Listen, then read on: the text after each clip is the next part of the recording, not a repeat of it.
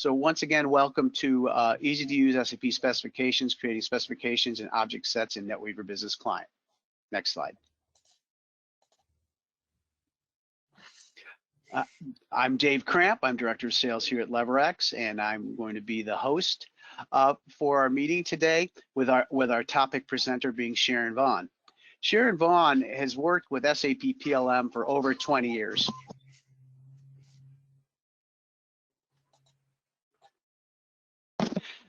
She started at the Hershey Company as a food scientist, and then recently she joined SAP as recently has joined Levirex as a PLM consultant. She has worked extensively in the SAP Recipe Development space, working with creating specifications, recipes, and reports, as well as worldwide training users in her prior positions. At Levirex, she helps clients analyze their business needs, recommend solutions, and acts as a liaison between IT and business. Next slide. A little bit about Levirex. We've been in business since 2003. Our headquarters is in Mountain View, California, and I won't go through the laundry list of offices we have, but we're opening up. We've opened up a number of new offices over in Europe, and we'll be opening up more worldwide offices soon.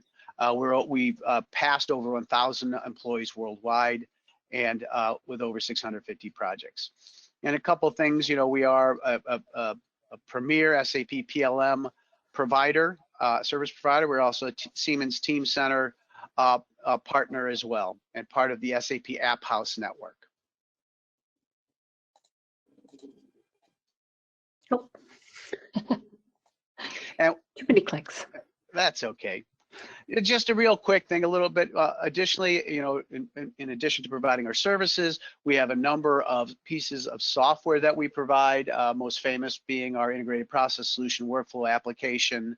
And then we also have our Velox suite. Our Velox suite is a very important suite for people that work with specifications and recipes, because this application will allow you to manage, build, and work with your specifications, because Velox understands the recipe data structure and the specification data structure, including the property tree capabilities of that. So it's able to directly, via drag and drop, work with those applications.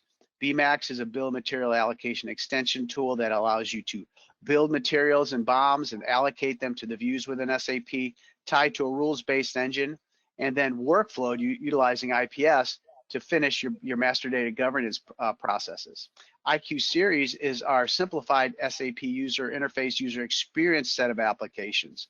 Specifically in the recipe development space, we have the IQ RD content, which provides you a pre-configured specification property tree template with over 6 languages and full capabilities for nutritional specification property tree built inside. On the right-hand side are a list in the swim lanes of some of our customers that are utilizing those applications. With that said, I'd like to finish my introduction to Levirex and hand over the floor to Sharon. Welcome, Sharon. Okay, thank you, Dave. As David mentioned, I've been an SAP RD end user for a number of years, and I know SAP can be a little intimidating because I've had to learn it and to train others. And I've trained users from R&D, product development, manufacturing, regulatory, and other areas. And I hope what I show today will be helpful if your company is using RD or thinking about implementing it. The webcast will be uploaded, as was mentioned earlier, to the Levirex YouTube channel, so you can pass it on to others who might be interested. And my examples today will be food related, but in SAP, specifications are pretty similar no matter the industry. So today I'm going to be using NetWeaver Business Client, or NWBC, which is a web-based user interface. And your company may use Fiori, which again is also web-based. And it has tiles, as you can see here, rather than menus. But once you're in RD, the screens are pretty much the same. The last user interface you may see is the SAP GUI, or graphical user interface, which is mostly used by IT and other heavy users of the system. But again, if that's the interface your company uses, once you are in RD, the screens again are very similar. So The system that I'll be in is the Levirex demo system, and it's for client demonstrations, so it's set up to handle lots of different requirements. Your systems will not have as many selections, so don't let that concern you. Before we go too much further, I wanted to say a bit about the difference between configuration and custom development. Because if you're involved in a recipe development implementation project, you'll hear this a lot. The Levirex system is pretty much what's available out of the box, meaning there's very little, if any, custom development. With configuration, it's possible to remove or add options according to what the business needs. And programming is not required because these changes can be done by consultants, such as Levirex, or by the in-house ID department at a low to medium cost. An example of configuration is creating a new specification object, also known as a specification type, and perhaps creating a new property tree for that new object. Custom development is a change to how the system functions or calculates, and it requires programming and is typically more expensive than configuration because of the skill set required. An example is changing how RD calculates moisture loss in recipes. Next, some information about specifications in SAP. Specification objects hold data that identifies ingredients, intermediate or finished products, packaging, etc. And they're called specification objects to distinguish them a bit from what you might think of as a specification report. Specification reports typically require custom development, and they're created to gather information from specification property trees and other parts of SAP, so it can be used in-house, sent to customers, suppliers, or provided to auditors. As I go through the demo today, you'll see the word substance in RD, and substance and specification mean exactly the same thing. So before you create a specification, you're going to need to search to make sure it hasn't already been created, because you don't want to duplicate something that already exists. When creating ingredients, you should have the pieces of supplier data required for your purpose, and you'll need to search for and collect the specification numbers for the components of the ingredients, also known as subcomponents. If the subcomponents aren't available, then you'll want to contact the team that creates them or create them yourself. You'll also need to know the type of specification you're creating. In this demonstration, I'm using out-of-the-box specification types, and your company may use different specification types, but they'll be similar to what I'll show today. I'll create raw substances to represent purchased ingredients, and I'll use pure substances for the ingredient subcomponents. So for today's demo, I'm a product developer, and I've already searched the system, and I found that I need 2 new ingredients. The first I'll create by copying an existing ingredient, and the second I'll make from scratch. I'll show one way to do these things just due to time limitations. With SAP, you'll find there's almost always more than one way to do something. So I've already gathered all the composition, nutrition, and other information I need to have a complete picture once I create my recipe. And that's something I'll plan to do in a future webcast, so stay tuned. I won't add all the details the ingredient requires, so more information would be needed before it could be used in production. So with that, let's get into the system.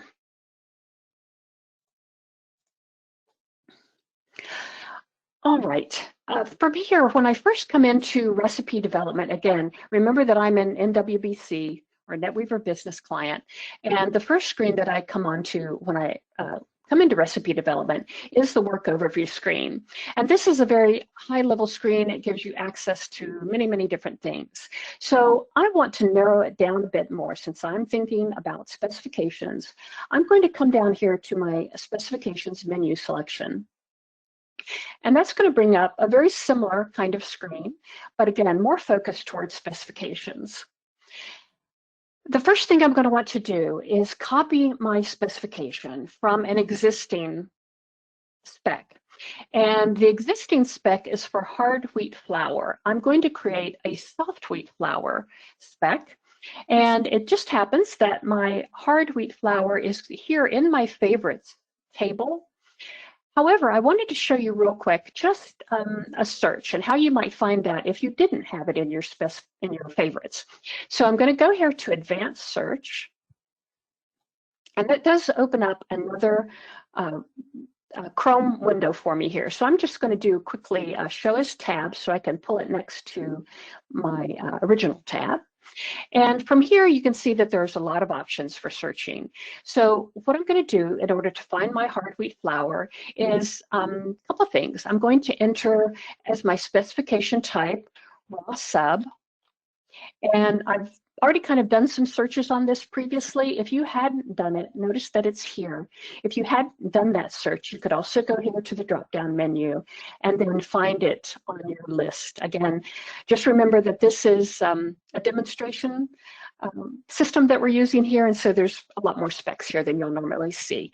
But here's my raw sub, so I'm going to choose that, again, to help narrow down my selection.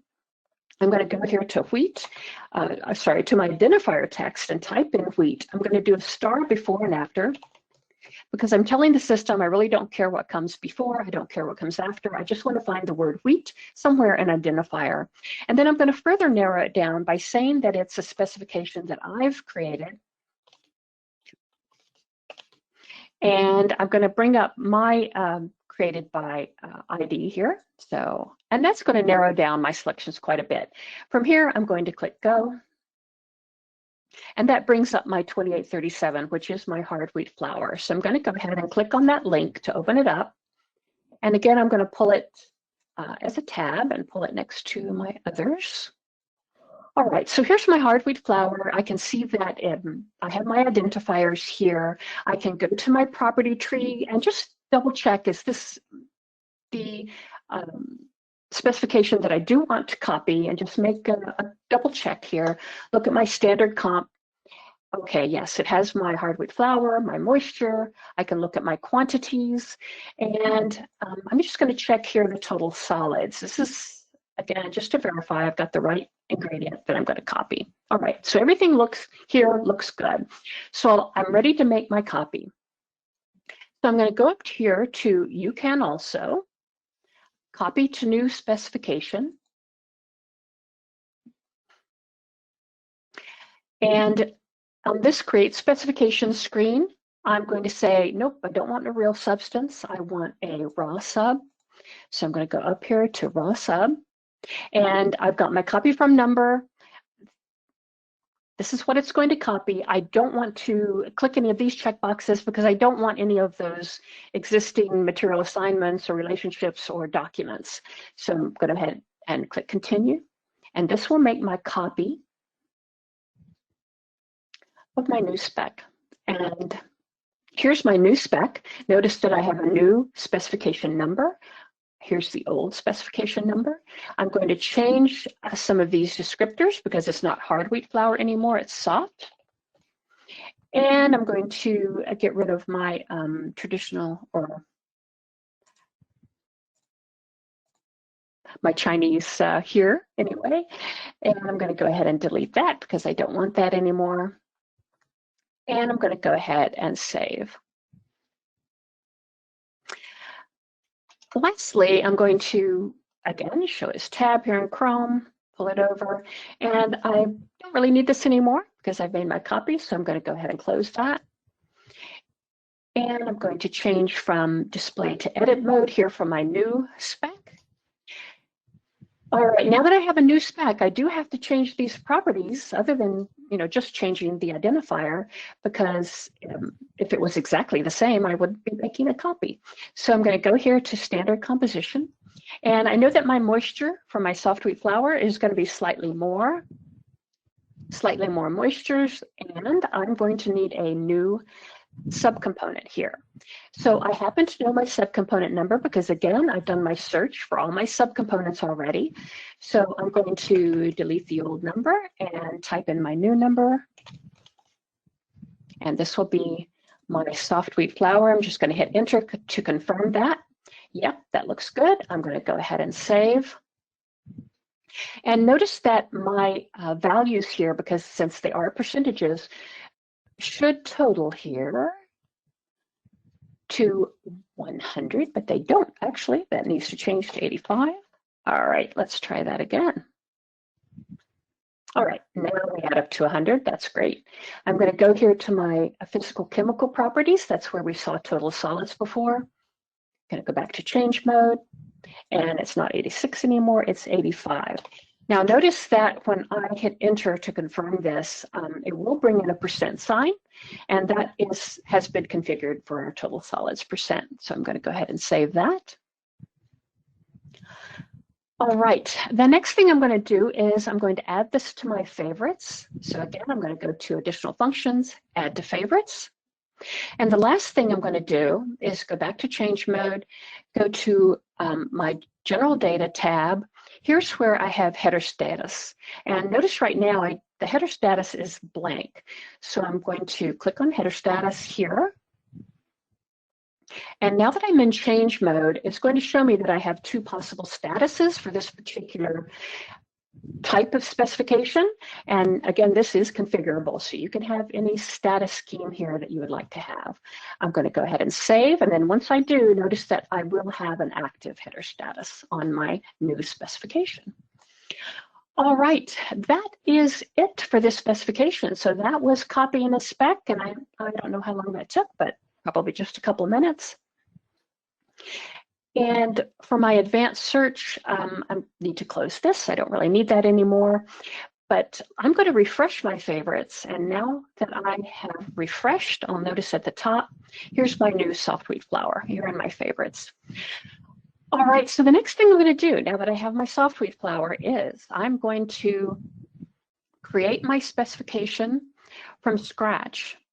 And this is going to be my Roquefort cheese seasoning. And recall that I do have a spreadsheet with all of the nutrition and composition information that I need. So here, while I'm here in specifications, if I'm going to create something from scratch, I can come down here to create specification. This is my specifications menu, my services menu down here. Click create, and again, I will get a pop-up. I'm going to show that as tab, bring it over. And again, I'm going to create a raw substance. So I'm just going to head up here, raw sub. Oh, sorry, wrong one. Raw sub. There we go. And nothing down here because I'm not copying. I'm going to go ahead and continue. Now I have, notice my new number, 29292, but it's all blank. There's nothing there. There's nothing in the property tree.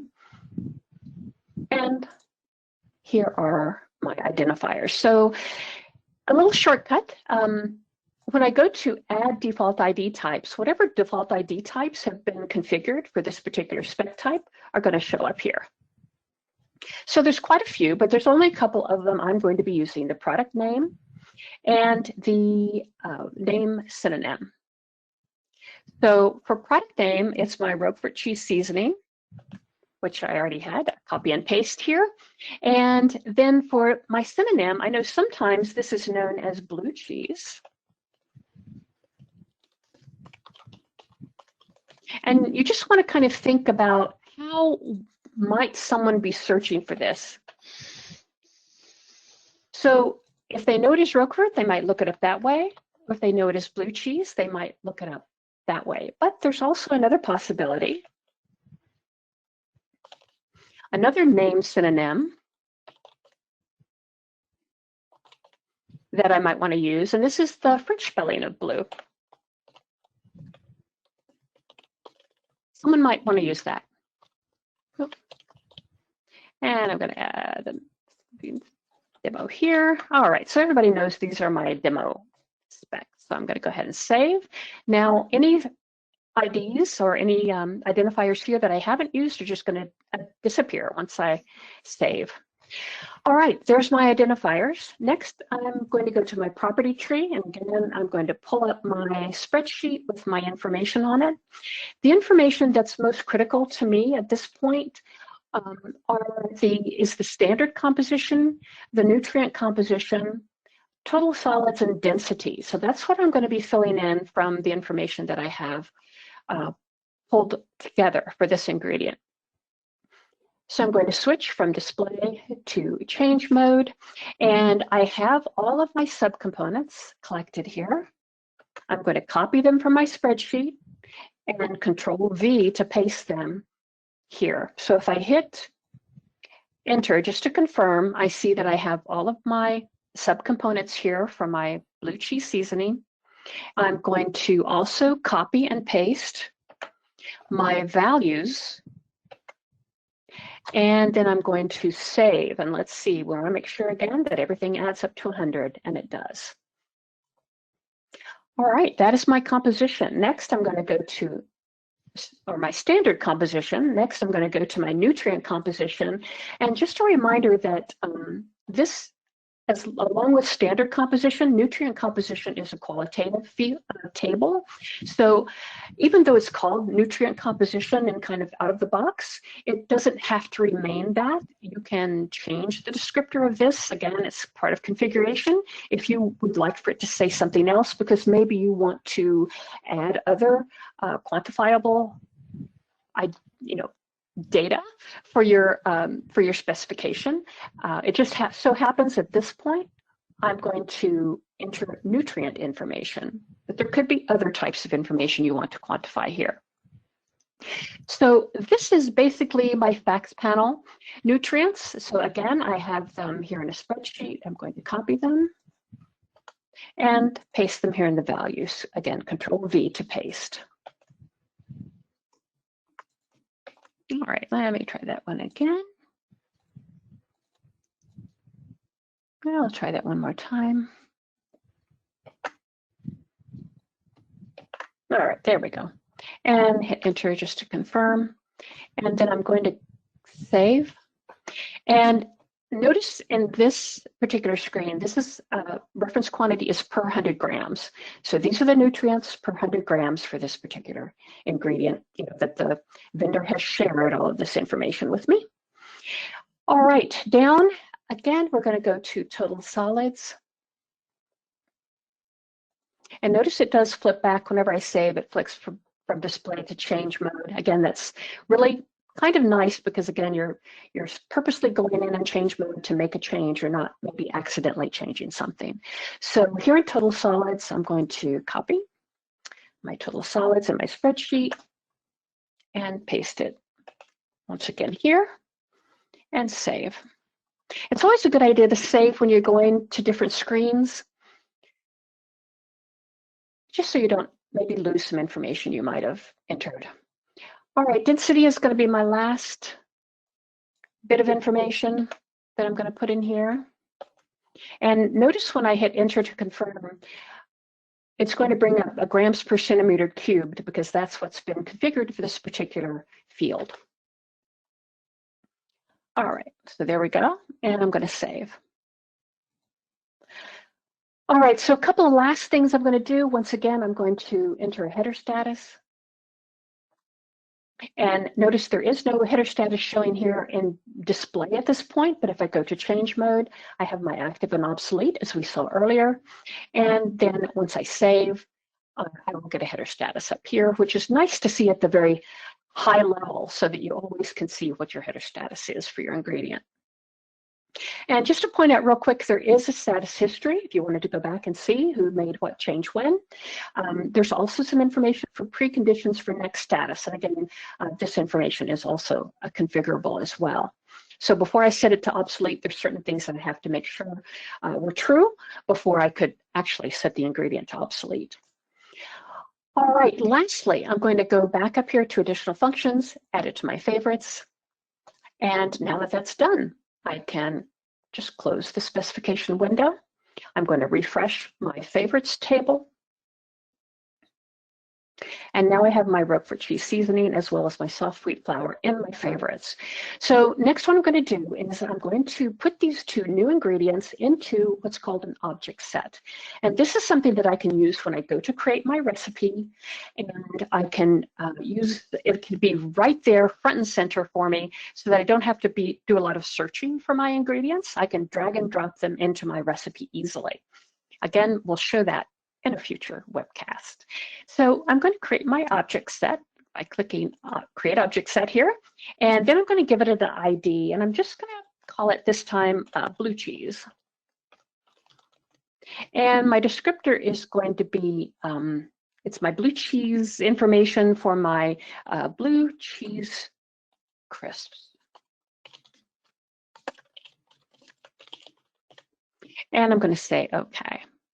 So that creates my new object set. So now I have my new object set, and now I can go to Add Objects. So I'm going to click Add Object, and I'm in the specification area here. So it gives me a specification as an option. And notice that I already, since I've had these new ingredients in my favorites, I have the numbers here readily available. So it's going to be really easy to enter here. I'm going to go 2992, and then I'm going to fill this up with a bunch of zeros because of the leading zeros in that number. And I'm going to say OK. And now that's in my object set. I've got one more. I'm going to do my soft wheat flour. And this is 2991. And OK. And now I have both of those in my new object set, ready to go to speed up creation of my new recipes. And that is the information that I had to share with you today. So I will turn it back over to Matt. Yeah, thank you, Sharon. So now is a good time, if you have questions, to enter them in the chat link or in the questions link on the right-hand side of your control panel. I do have a couple questions that came in. One is, can SAP handle allergens both in the ingredient and on a supplier's production line? Great question. Let me, again, bring that up real quick. If you recall here in our property tree, we had a number of things under composition. Let's see, here one of them is allergens. So I believe here, again, we've got a number of allergens that have been created for various demonstrations. So if I just click this US, and again, this is completely configurable. So again, these exception values, when they're configured, can be set up to say yes and no, or again, whatever is appropriate for your business as to whether or not it's in a certain ingredient. And then that information can also flow through to the recipe and can be compiled with all the other information from your ingredients.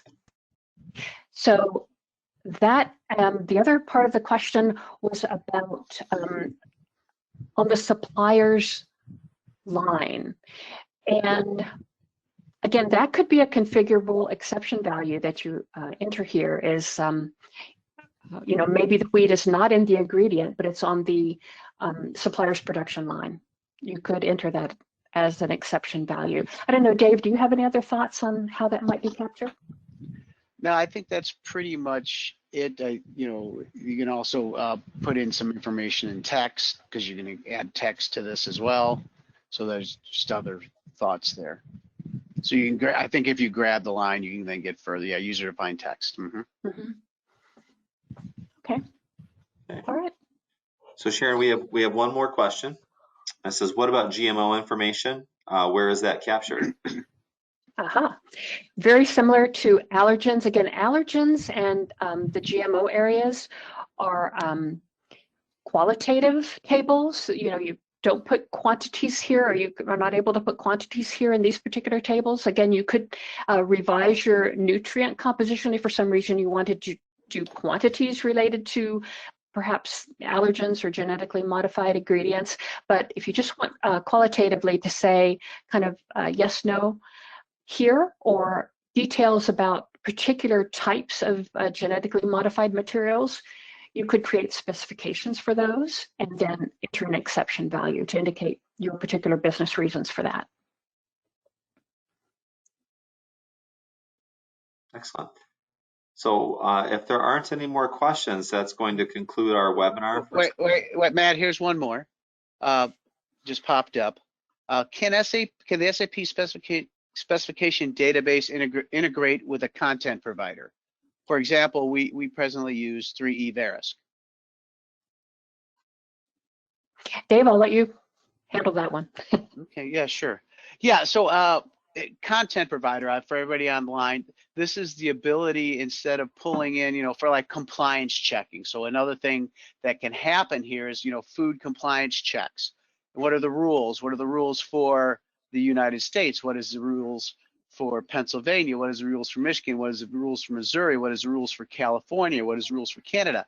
This is typically very cumbersome for most customers to be able to track, manage, and maintain, because it's a constant changing, shifting sands. So content providers provide this. This is what they do for a business, is build that content and provide that through an integrated service. And the integrated services can directly link and then pull in that information from a 3E Verisk, shall we say, as an example from this customer's question, into the SAP specification. You have to do some setup to manage and maintain where this data is being pulled into and where it's driving to in the specification property tree, but it is definitely possible, and it is a very useful tool that our customers take advantage of. Just kind of some closing thoughts here. We have, once again, you'll receive a video recording of this, a link to the video recording of this, and a PDF from the small deck that we presented at the beginning. If you have any questions, please reach out to Matt, Sharon, and myself.